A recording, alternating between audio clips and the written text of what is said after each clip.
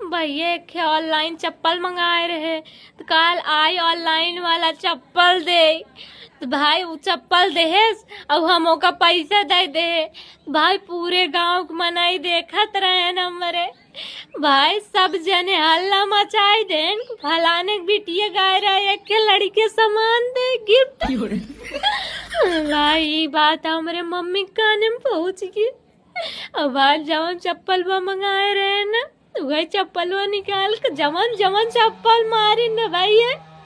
मारत मारत पिटिया उटिया को लाल कर दे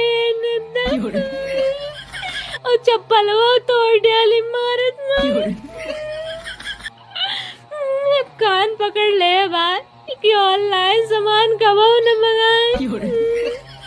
बेफालतू गमलात का है